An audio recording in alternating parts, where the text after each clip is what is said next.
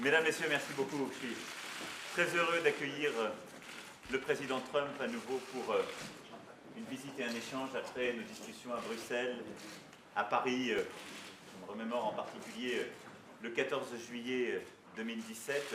Évidemment, la visite d'État à Washington et nos échanges à New York en marge de l'ONU.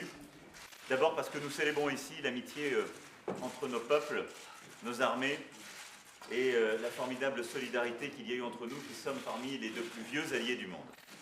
Ensuite, nous allons évidemment parler de beaucoup de sujets d'intérêt commun, l'Iran, la Syrie, les sujets commerciaux, l'ordre international, y compris les sujets climatiques, les sujets liés à l'Afrique. Et bien évidemment, je vais aussi partager avec le président Trump les propositions faites sur les capacités stratégiques européennes, et une Europe qui puisse prendre davantage la part justement du fardeau commun au sein de l'OTAN. En tout cas, je suis très heureux à nouveau d'accueillir mon ami le président Trump. Nous allons échanger tous les deux, puis déjeuner avec nos épouses avant de nous retrouver ce soir et demain. I wanted to welcome my good friend President Trump and wanted to thank you for this visit after a very important time in your domestic policy. I do appreciate the fact that you came here, Donald, after your visit for Bastille Day in 2017 and our state visit in Washington beginning of this year. I think it's very important to celebrate our soldiers and the great solidarity between our two nations. And we are the best and more ancient allies. And this is what I told our people.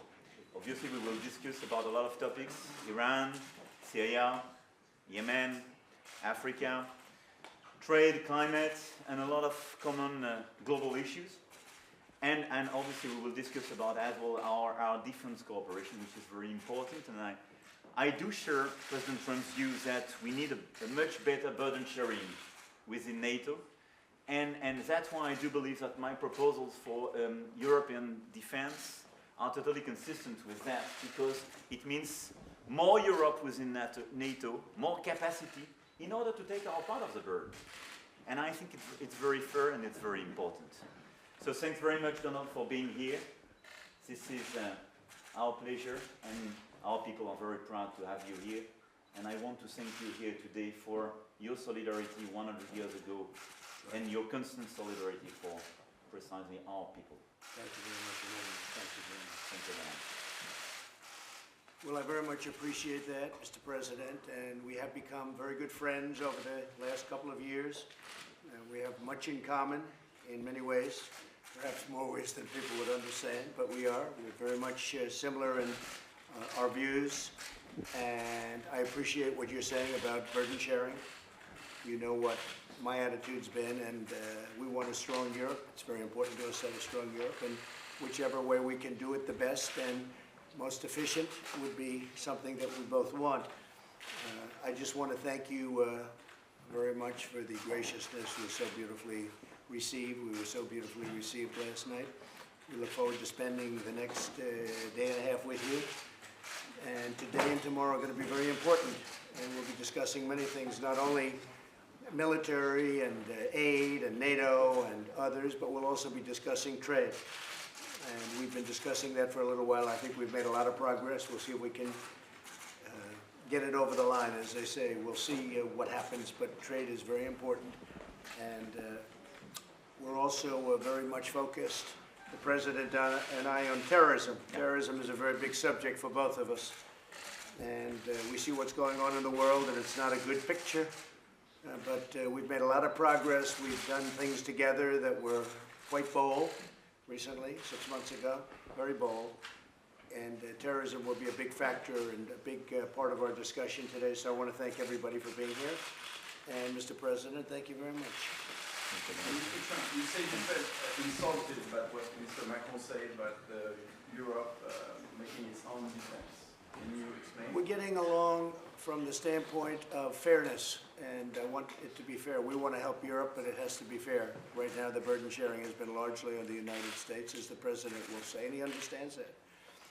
And he understands that the United States can only do so much in fairness to the United States. So we're rebuilding our military. We just had approved $716 billion. The Year before that, we had 700 billion. So we're almost completely rebuilding our military with the latest and the greatest.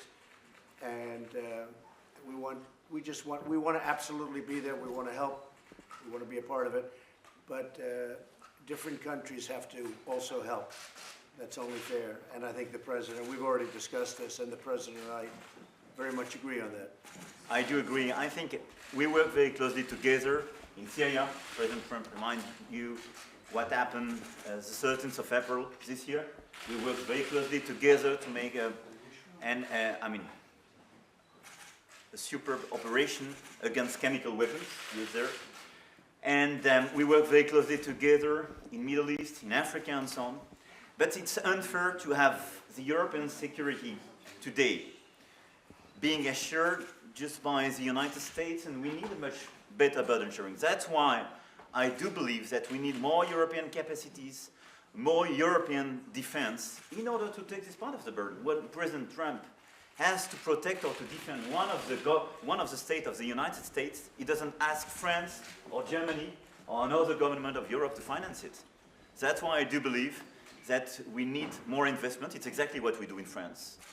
It's the first increase in terms of budget for defense for the coming years. We will reach the 2%. But that's why I do believe that we need more European defense in this framework. Thank you. Thank you.